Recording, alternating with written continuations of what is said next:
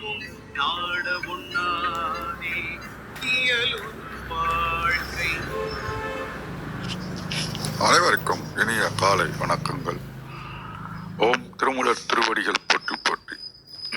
திருமந்திரம் 4ஆம் தந்திரம் 8வது அத்தியாயம் ஆதார அதேயம். மந்திரம் 1238. ஆன்மா சக்தி தேவியை அறியும் அப்படின்றாரு. அப்ப இந்த உணர்தல் அறிதல் அப்படின்ற இடத்துக்கு அவரு உணர்ந்ததை நமக்கு சொல்ல வருகின்றார். விரும்பிய உருவத்தை அடைவதற்கு ஒரு நல்ல வழி தோன்றும். பலவிதமான கலை நாணங்கள் நமக்கு சக்தியினுடைய அருளால கிடைக்கும். ரெண்டாவது, நம்ம ஆன்மாவை உணர்வதன் மூலம் ஆன்மாவுக்கு எதிராக அவர்கள் தோன்றுவார்கள் அப்படின்னு இங்க நமக்கு உணர்த்துகின்றார். அப்ப ஆன்மாவிடம் சிறிதும் பேதமின்றி நான் உன் கூட தான் இருக்கிறேன் அப்படின்ற ஒரு ரியலைசேஷனை கொடுக்கிறார்.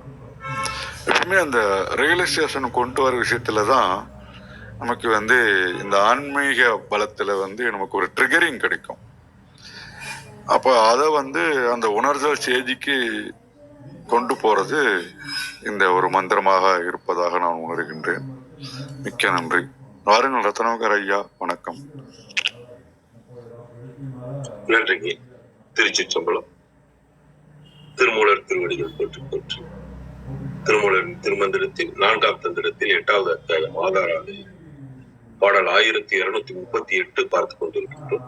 பாடல் இருக்கின்றது. தோன்றிடும் வீண்டு உருவாகிய தூய் நீரும் இதிடும் மாங்கவள் எய்திய பல்கலை மான்றரு கண்ணியும் மாறனும் வந்திடி சான்றதுவாகுவர் தாமவளாயுமே. தோன்றிடும் வேண்டுரு ஆகிய தூய்நெறி ஈன்றிடும் ஆங்கவல் எய்திய பல்கலை மான்றரு கண்ணியும் மாறனும் வந்தது சான்றது வாகுவர் தாமவள் ஆய்வே. இதன் விளக்கமாக சரவணனையா தளத்திலிருந்து உலகத்தை கடந்து சென்ற ஆன்மாக்களின் வேண்டுகோள்களுக்கு பொருத்தமான அருளை வழங்குவதற்கு தேவையான ஞானங்கள் அனைத்தும் சாதகருக்குள் தானாகவே தோன்றிவிடும் போது அப்படி வேண்டிக் கொண்ட ஆன்மாக்களின் விருப்பமான தெய்வத்தின் உருவமாகவே சாதகரும் மாறி அவர்கள் வேண்டிக் கொண்டதை அடைவதற்கான தூய்மையான வழியை கொடுத்து அருளும் இறைவியாகவே வீற்றிருந்து பலவிதமான செயல்களை செய்து அருளுகின்றார். அப்படி அருளுகின்ற போது அழகிய மானை போன்ற கண்களை உடைய இறைவியும் பேரழகனாகிய இறைவனும் ஒன்றாக அவருக்கு எதிரில் வேண்டிக் கொண்ட ஆன்மாக்களுக்கு அருள் புரியும் போது இறைவியாகவே ஆகிவிட்ட சாதகரும் அதற்கு சாட்சியாக வீற்றிருக்கின்றார் அப்படின்னு இந்த தளத்துல கொடுத்திருக்கிறாங்க. இன்னொரு தளமான நம்ம அன்னை வடிவேல் முதலியார் கொடுத்திருக்கிற கருத்தை பார்ப்போம். மேற்கூறியவாறு ஞானங்கள் தோன்றும் பொழுது சிவமும் சக்தியுமே அவரவர் விரும்பி தொழுகின்ற தெய்வங்களாய் நின்று அருள் புரிகின்ற உண்மை விளங்கும். சிவசக்தியே அவரவரது பக்குவ நிலைக்கு ஏற்ப மேற்கூறிய தெய்வங்களையே முதற் பொருளாக கூறும் பற்பல சமய நூல்களை படைத்தவாறும் புலப்படும்.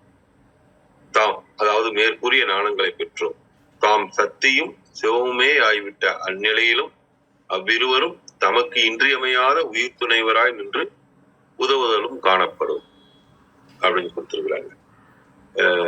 கிருத்திகாமா சொல்லுவாங்க, நமக்கு எல்லா கேள்விகளுக்குமே திருமந்திரத்துல விடை கொடுத்துட்டே இருப்பாரு, திருமூலர் கொடுத்துட்டே இருப்பாரு அப்படின்னு நிறைய தடவை நானும் தளத்துல கேட்டிருக்கு. அந்த மாதிரி ஏன் இத்தனை இது பொதுவா எல்லாருக்குமே தோன்றுறது, அதுக்கான விடையா இப்ப வந்துகிட்டு இருக்குன்னு நினைக்கிறேன். வாருங்கள் கௌரியம்மா. அதுக்கு முன்னாடி எனக்கு ரொம்ப அருமையா மாடரேட் பண்ணி சொன்னீங்க. நீங்க அதுலயே சொன்ன மாதிரி ஒரு உணர்வு பூர்வமா அந்த மாதிரி ரொம்ப அருமையா பண்ணி வாங்க கௌரியம்மா, வாங்க. நன்றிங்க ஐயா. இன்றைய மந்திரம். ஓகே. ஓம் நந்தியம்பெருமான் திருவடி போற்றி. ஓம் திருமூலர் திருவடி போற்றி. ஓம் நம சிவாய. இன்றைய மந்திரம் 1238. தோன்றிடும் வேண்டுவுரு ஆகிய தூய் நெறி ஈன்றிடும் ஆங்கு அவள் எய்திய பல்கலை மான்தரு கண்ணியும் மாறனும் வந்தெதிர் சான்றது ஆகுவர் தாம் அவள் ஆயுமே. அதுக்கான translation: Yogins are granted great powers, but often most important to them is that they can conceive Shakti in the form most dear to them. The word Maran refers to Hara as the handsome one.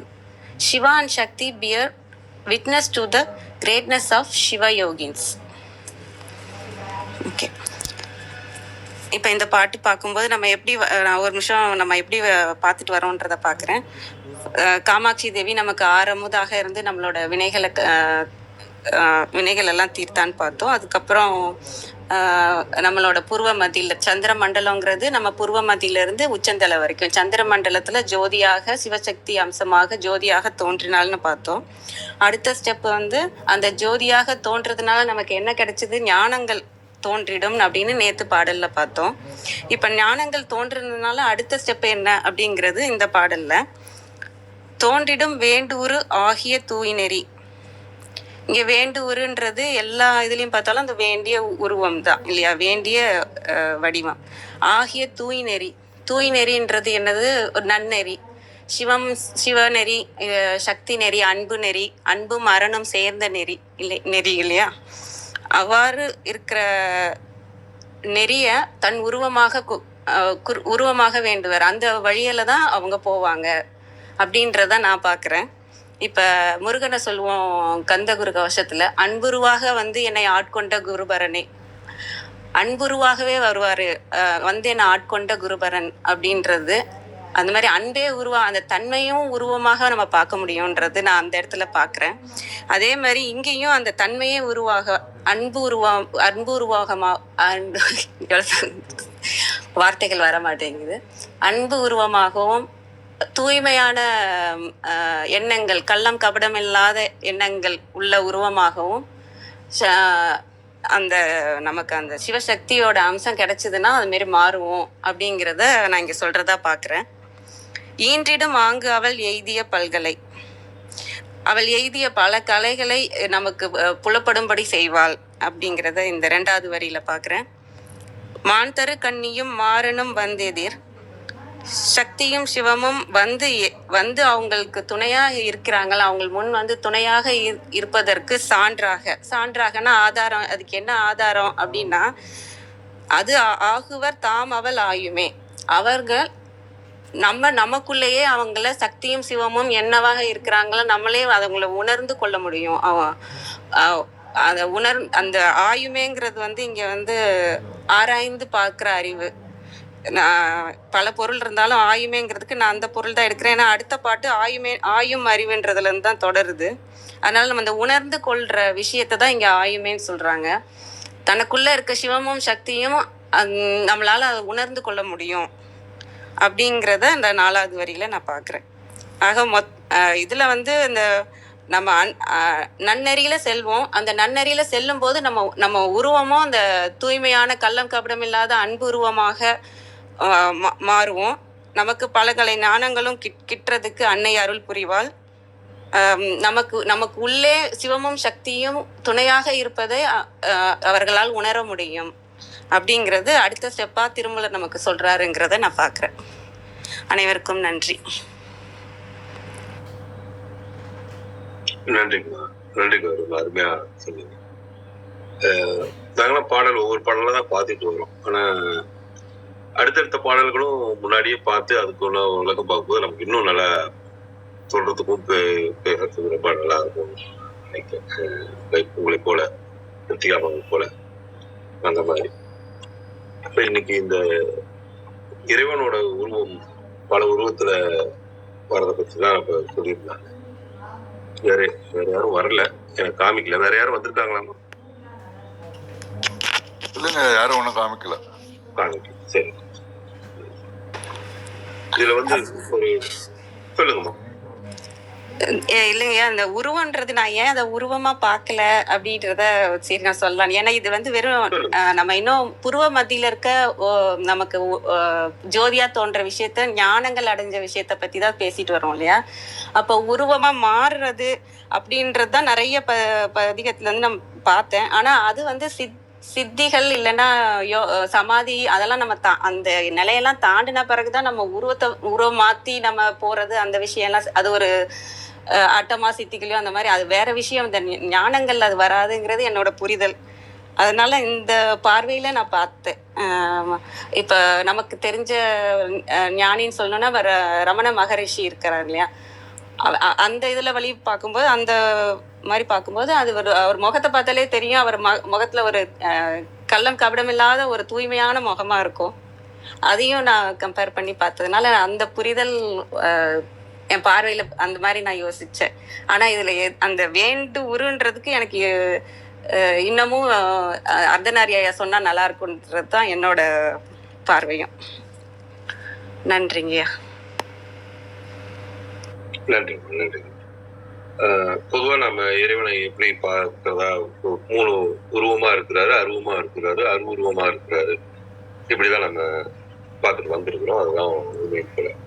அப்படி இருக்கும்போது உருவம் ஏன் தேவைப்படுது, ஏன் இங்க நம்மளோட சமயத்துல ஏன் உருவம் தேவைப்படுது அப்படிங்கிற ஒரு பார்வைக்கு பதிலாக ஒரு பதிவு வந்து அதுல போட்டிருக்கிறது நமக்கு அது சரியாகவும் தோன்றது. எல்லாம் வல்ல இறைவன் நான் நினைத்ததையெல்லாம் உரியின்றியே செய்யலாம் அல்லவா, அவன் உருவை கொள்வான் என்று வற்புறுத்துவது எதற்கு அப்படிங்கிற அந்த உருவ திருமேனி ஒண்ணு நம்ம கும்பிடுறோம், அது எதுக்காக அப்படிங்கிற கேள்விக்கு பதிலா சொல்றாங்க. உயிர்களுக்கு உலகையும் உடம்பையும் படைத்து கொடுத்து அவைகளை நடத்தும் தலைவனாகிய கடவுள் உருவம் கொண்டு மக்களுக்கு உலகியல் ஒழுக்கத்தை உணர்த்தும் அறநூலாகிய வேதங்களையும் பக்குவர்களுக்கு மெய்நெறியை உணர்த்தும் அருநூலாகிய ஆகமங்களையும் அருளி செய்துள்ளார். அங்கனம் அவன் உருவம் கொண்டு நூல்களை வெளிப்படுத்தவில்லை என்றால் வீட்டு நெறியை மக்கள் அறிந்து வீடு பெறுவது இல்லை ஆகும். இந்த இடத்துல வீட்டு நெறின்னு ஒரு வார்த்தைய சொல்றாங்க. வீட்டு நெறியை மக்கள் அறிந்து வீடு பெறுவது இல்லையாகும். அவ்விரு வகை நூல்களையும் அருளி செய்த பின்னர் அந்நூல் பொருட்களை மக்கள் தேவர் முதலிய யாவர்க்கும் உணர்த்த வேண்டி குரு பரம்பரையை உண்டாக்குவதன் பொருட்டு அவனே கல்லால் நிழற்கடவுளாய் உருவு கொண்டு முனிவர் முதலியோருக்கு உணர்த்தினான். இப்ப நீங்க கௌரியம்மாக்க பேசுனதா அந்த ரமணர் பத்தி சொன்னீங்க, அந்த மாதிரிதான் நான் புரிஞ்சு முனிவர் முதலியோருக்கு உணர்த்தினான். இவ்வாறு ஆசிரிய வழிமுறையை உலகில் நிறுவுவதற்கும் பிரமாண நூல்களை அருளி செய்ததற்கும் இறைவன் உருவம் கொள்ளுதல் இன்றியமையாததாக ஆயிற்று. இன்னும் மாணிக்க வாசகர், திருஞான சம்பந்தர் முதலிய பெருமக்களுக்கு முதல்வன் தனது உண்மை திருவுருவை காட்டியே மெய்யுணர்வை வழங்கி இருக்கின்றார். அப்பர் பெருமானுக்கு அவர் விரும்பியபடியே அவரது தலைமீது திருவடி சூட்டி அருளுதற்கும் நம்பியாரூராய் நீதிமன்றத்தில் வழக்கிட்டு ஆட்கொள்ளுதற்கும் திருநீலகண்டர் அயலறியா வண்ணம் வாழ்ந்த அவரது வாழ்வின் அருமையை உலகம் அறிய வெளிப்படுத்துவதற்கும் இறைவன் திருவுருவம் கொண்டு வருதல் இன்றியமையாதாயிற்று அப்படின்னு அந்த திருமேனியோட இதை சொல்றாங்க. ஏன் அது வேணும் அப்படிங்கறத சொல்றாங்க. அப்படி இருந்தா ஏற்காக இத்தனை வகையான இது வேணும், ஒரே இதுல இருக்கக்கூடாதா அப்படிங்கிற ஒரு கேள்வியும் வைக்கும்போது இன்றைய பாடல நம்ம பார்த்துட்டு இருக்கோம். அவங்களோட விருப்பத்துக்கு ஏற்ப வெளிப்படுறதாகி தோன்றிடும் வேண்டூர் வாகிய தூய்நெறி அப்படிங்கிற அந்த இதுக்கு புரியுதா. அதுக்கு என்ன பதில் சொல்றாங்க அப்படின்னா, முதல்வன் கொள்ளும் உருவ திருமேனிகள் 3 வகையில் அடங்கும். அவை போக வடிவம், யோக வடிவம், வேக வடிவம் என்பன. போக வடிவம் என்பது இன்ப கோலம், யோக வடிவம் என்பது தவக்கோலம், வேக வடிவம் என்பது சினக்கோலம். அம்மையப்பராக காணும் இன்ப வடிவத்தை எண்ணி வழிபடுவோர் உலக இன்பத்தை பெறுவர். இறைவன் கல்லால் நிழலில் யோக வடிவில் அமர்ந்து முனிவர்களுக்கு மெய்ப்பொருளை உணர்த்தினான் என்று நூல்கள் கூறும். அத்தவ வடிவம் தன்னை எண்ணி வழிபடுவோருக்கு மெய்யுணர்வையும் வீட்டையும் பயப்பதாகும். சினக்கோலத்தனாய் நின்று காலனை உதைத்தது, காமனை எரித்தது, தக்கன் வேலியை தகர்த்தது, திரிபுரம் அளித்தது போன்ற வடிவங்கள் வேக வடிவங்கள் எனப்படும். இவ்வடிவங்களை எண்ணி வழிபட்டு வருவோர் வினையினின்றும் பகை நின்றும் விடுபடுவர் என்று நூல்கள் கூறும். இம்மூவகை திருமேனிகளையும் வேண்டுவனவற்றை எல்லாம் வேண்டியவாறே கொடுத்ததற்கு கொல்லப்பட்டன. என்னும் உண்மையை உணர்தல் வேண்டும். மற்றும் ஒரு உண்மை உளங்கொள்ளுதற்கு உரியது. உடம்பு எத்தொழிலை செய்ய வேண்டினும் அதற்கு ஏற்ப உயிரும் ஏந்து நிற்றல் வேண்டும். அங்கனம் உயிர் ஏந்து நில்லாத பொழுது அத்தொழிலை உடம்பு செய்ய இயலாது. இது ரொம்ப முக்கியமாக பொருளாதான் பார்க்க. அதாவது உடம்பு எத்தொழிலை செய்ய வேண்டினும் அதற்கு ஏற்ப உயிரும் ஏந்து நிற்றல் வேண்டும். அங்கனம் உயிர் ஏந்து நில்லாத பொழுது அத்தொழிலை உடம்பு செய்ய இயலாது. அதுபோலவே உயிர்கள் எப்பயனை அடைய வேண்டும் அதற்கு ஏற்ப இறைவனும் ஏந்து நிற்றல் வேண்டும். இல்லையேல் அப்பயனை உயிர்கள் அடைய இயலாது. இறைவன் போக வடிவம் கொண்டாலன்றி உயிர்களுக்கு போகம் அமையாது. யோக வடிவம் கொண்டாலன்றி அவைகளுக்கு ஞானம் நிகழாது. இறைவன் ஒரு சமயம் முனிவர்களுக்கு மெய்யுணர்வு தருதல் பொருட்டு யோகத்தில் அமர்ந்தான். அப்பொழுது மன்மதன் இருந்தாலும் ஆண் பெண் ஆகிய உயிர்கள் காமநோய் சென்று இருந்தன. இதனை எண்ணி கவலையுற்ற அயனும் மாலும் மன்மதனை இறைவன் பால் ஏவினர். இறைவன் மேல் மலரம்பை எய்த மன்மதன் அவனது நெற்றிக்கண்ணால் எரிந்து நீரானான். பின் இறைவன் இமயம் சென்று உமையம்மையை மனம் புரிந்தான். அப்பொழுது உயிர்கள் எல்லாம் மீண்டும் இன்ப வேட்கையை உடையவனாக.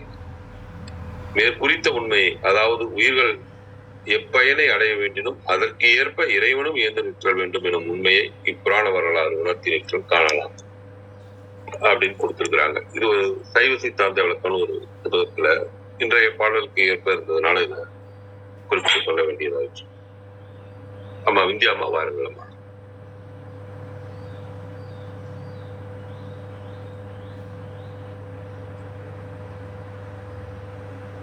அம்மா விந்தியா அம்மா.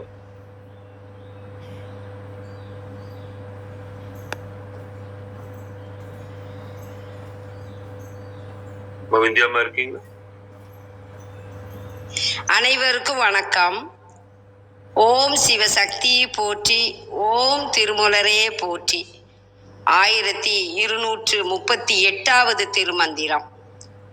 சாட்சி பொருளாகவே. திருமந்திரம்.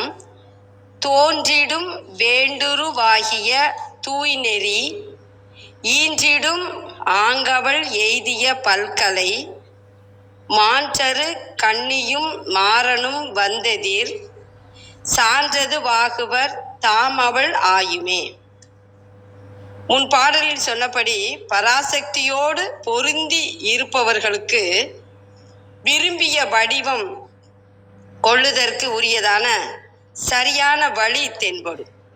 பராசக்தி அருளை பெறுவதற்கான பல வகை கலைகளையும் ஞான யோகங்களையும் அவளே தந்து அருளுவாள்.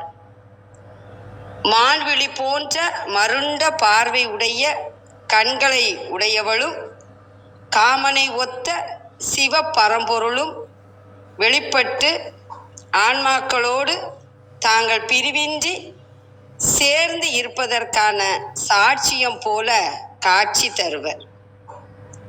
இதுதான் திருமந்திரத்தினுடைய பொருள். அருமையான பொருள். சிவசக்தி எப்போதும் அனைத்து உயிர்களிடத்தும் இணைந்து இருக்கும். வேண்டுரு வேண்டும் வடிவம் ஈஞ்சிடும் தந்திடும் மான் தரு மானுடையதை போன்ற மான் மருண்டு பார்க்கும். பராசக்தி தாய் அதே போலத்தான். மாறன் மன்மதன் அது யாருன்னா சிவன். சான்று அப்படின்னா சாட்சி. நம்ம சிவசக்தி போல வாழணும். சிவமா நாம் இருக்கணும், சக்தியா இருக்கணும். இந்த இரண்டுமே அவங்களுடைய அருளால தான் நம்மளோட வாழ்க்கை இயங்குதுன்றத நம்ம நம்பணும். திருவருள் அம்மை நன்னெறி செல்வர் அன்பு கூர்ந்து விரும்பும் திரு உருவோடு தோன்றி அருள்வள். அவள் பல்வேறு கலைகளையும் உணர்த்துவித்து நம்மளை உணர வைக்கிறார்கள். படைத்து அருள்வள்.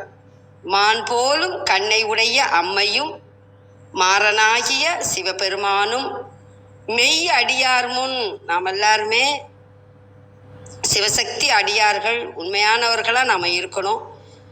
அருமையாக பதிவிட்டுள்ளார் திருமூலர், நன்னெறி காட்டியுள்ளார். மெய்யடியார் முன் தோன்றி அருள்வர். நமக்கு முன்னாடி அவங்க தோன்றி நமக்கு அருளை தருவார்கள். அஞ்ஞனம் தோன்றி அருளுவதும் சிவபெருமானும் அம்மையும் பொருளால் ஒருவராய் இருக்கும் உண்மையான என்க. சிவனும் சக்தியும் ஒன்று தான், வேறல்ல அப்படின்னு நாம் உணரணும். அதுதான் ஆண் பெண் இந்த உயிர்கள். வேண்டுரு அப்படின்னா விரும்பும் உருவம் என்று பொருள். அனைவருக்கும் நன்றி, வணக்கம். சிவ சிவ. திருச்சிற்றம்பலம். நன்றிம்மா, நன்றி வித்யாப்பா. நேற்று கௌரிமா சொன்ன மாதிரி தியாகராஜனையா பொருள் மாதிரி ஒரு குரல் ஒரு தனித்துவமான ஒரு குரல். கணீர்னு அழுத்தம் திருத்தமாக ஒவ்வொரு வார்த்தையும் ஒவ்வொரு எழுத்தும் அழுத்தம் திருத்தமாக இருக்கின்ற குரல். நல்லா சொன்னீங்க, மிக்க நன்றிங்கம்மா. கேட்கும் தளத்தில் இருக்கும் நண்பர்கள் தங்கள் கருத்துக்களை கூற வரலாம், கேள்விகள் எது இருந்தாலும் வைக்கலாம்.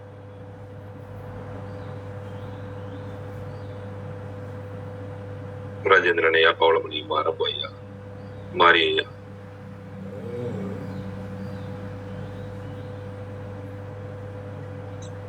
வாருங்கள். அரங்க ஐயா.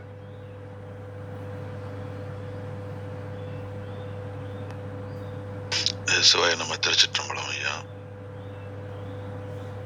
இன்றைய பாடல்ல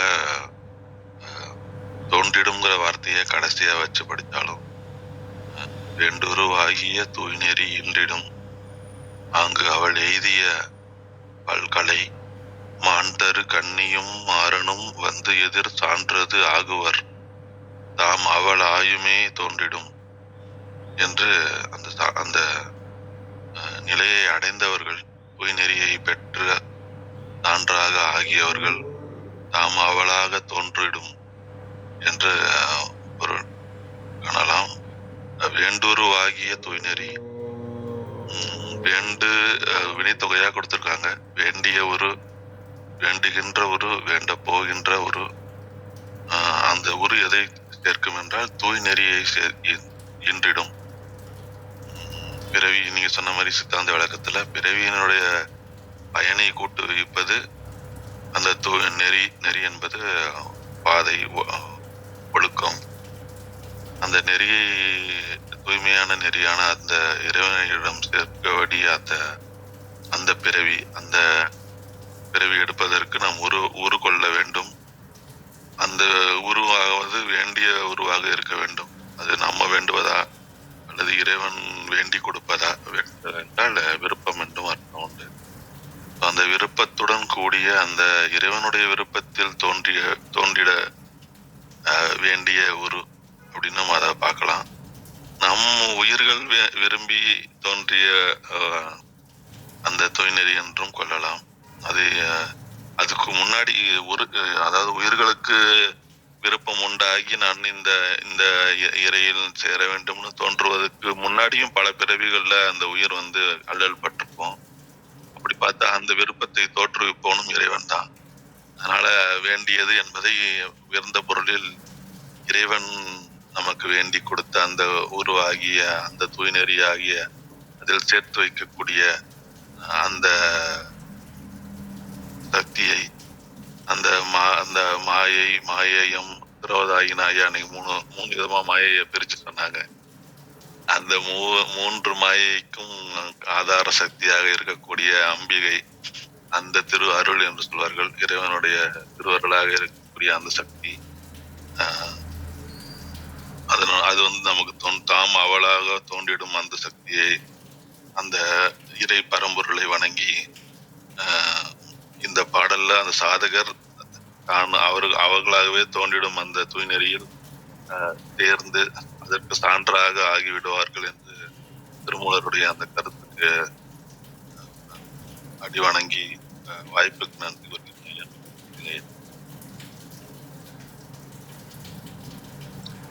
நன்றிங்க, நன்றி ஐயா. வாய்ப்பு கிடைக்கும் போதெல்லாம் வாருங்களேன், கருத்து கொள்ள மிக்க நன்றி ஐயா. சத்யநாராயண ஐயா லிசனிங் மோட்ல போட்டிருக்கிறாரு, வேற யாரும் இல்லை ஐயா. உங்களுக்கு வாய்ப்பு இருந்ததுன்னா வாருங்களையா, நீங்கள் நிகழ்வை நிறைவு செய்து கூட கொடுக்கலாம், சில நாளும் நிறைவு செய்யலாம். வாய்ப்பு இருந்தால் வாருங்கள், நிறைவு செய்யலாம்.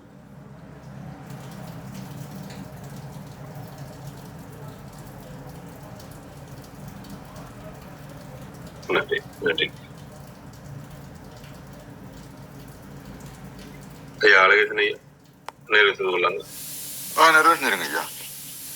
நன்றி. கௌரியம்மா ஏதாவது சொல்ல விருப்பப்படுறாங்களா?